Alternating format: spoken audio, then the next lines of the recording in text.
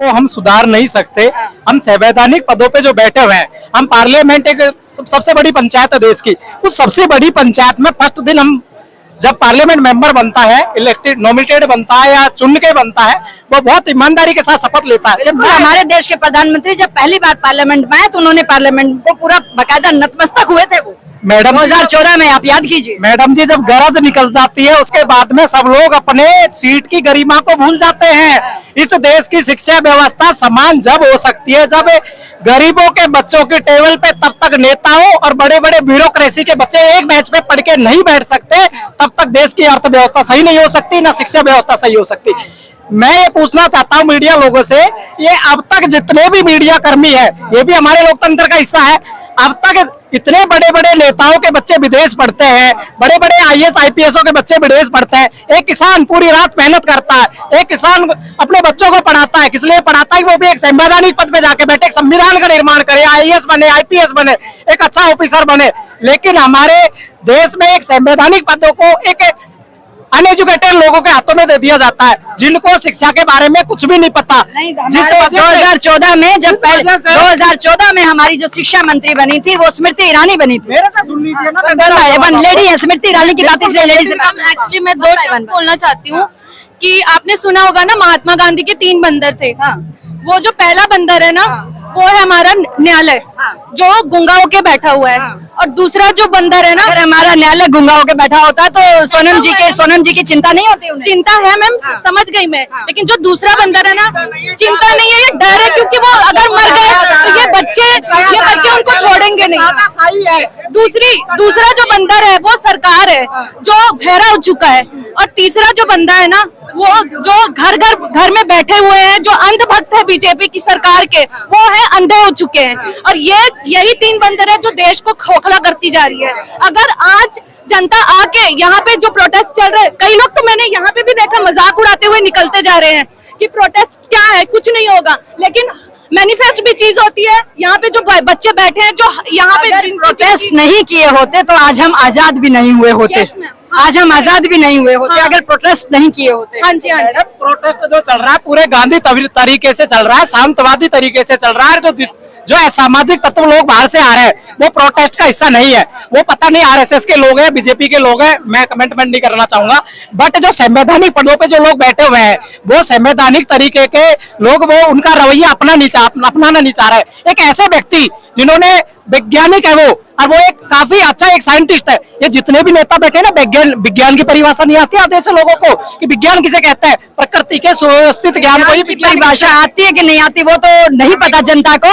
विज्ञान की परिभाषा आती कि नहीं आती वो तो एक अलग बात है। लेकिन आप जब किसी सीएम को देखेंगे तो वो जिस दिन जब उसकी जो आप इनकम को देखेंगे या उसकी प्रॉपर्टी को देखेंगे तो सीएम बनने से पहले अलग प्रॉपर्टी थी, लेकिन पैसा कैसे इतना सारा होता वो शायद परिभाषा बहुत अच्छे से। हमारा ही पैसा है, किसानों का पैसा है, रोड टैक्स है, हमारे जितने भी हमारा पैसा काटा जा रहा है। हर चीज में हमारा पैसा काटा जा रहा है, हर चीज में पैसा जा रहा है। एक स्टूडेंट अपने जितने नेताओं के बच्चे विदेश पढ़ रहे हैं इस वजह से पढ़ रहे हैं। ये नीट के बच्चों से कंपटीशन नहीं हो पाता उनको। आईआईटी कॉलेज गवर्नमेंट नहीं मिलते, मेडिकल गवर्नमेंट कॉलेज नहीं मिलते, इसलिए विदेशों में जाते हैं वो लोग। हमारे देश में रोड क्यों गिर रही है? हमारे देश में डॉक्टरों का ये डेवलपमेंट इंफ्रास्ट्रक्चर, सारे हाईवे पहली बारिश के हो रहा है। क्यों? इसी वजह से हो रहा है क्योंकि नेताओं के बच्चे विदेश में जाके डॉक्टर बन रहे हैं, वो इंजीनियर बन रहे हैं। यदि एक आम आदमी गरीब का बच्चा विदेश इंडिया में रह के डॉक्टर बनेगा, इंजीनियर बनेगा, ना तो हमारे रोड गिरेंगे, ना हमारा एजुकेशन सिस्टम खराब होगा। आज स्कूलों की हालत देख लीजिए, हमारे देश में क्या स्कूलों की शिक्षा की व्यवस्था हो रहा है। तो 5000 पहले बिक जाती है, आप 5000 पे फाइट कर सकते हो। अगर पढ़ने वाले हो सीट है तो 5000 पहले बिक जाती है, आप 5000 पे फाइट कर सकते हो।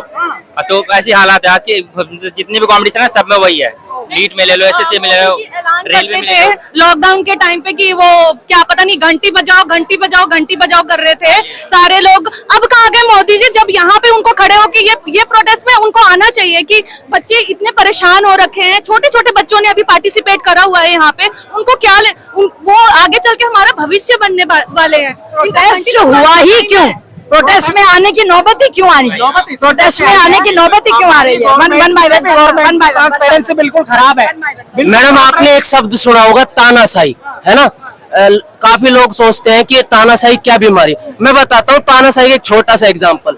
ये टॉयलेट है ना, यहाँ पे इतने सारे, कोई राजस्थान से, कोई आंध्र प्रदेश से, कोई छत्तीसगढ़ से, कोई मध्य प्रदेश से, विभिन्न राज्यों, विभिन्न जिलों, विभिन्न गांवों से लोग आए हैं।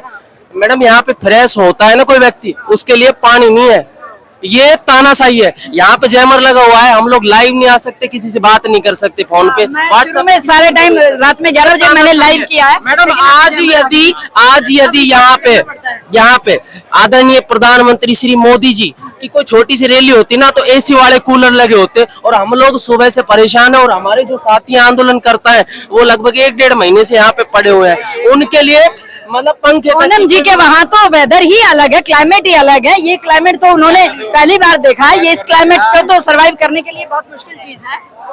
बताइए, आप इस प्रोटेस्ट में हैं और आप इधर से एग्जैक्टली कह रहे थे।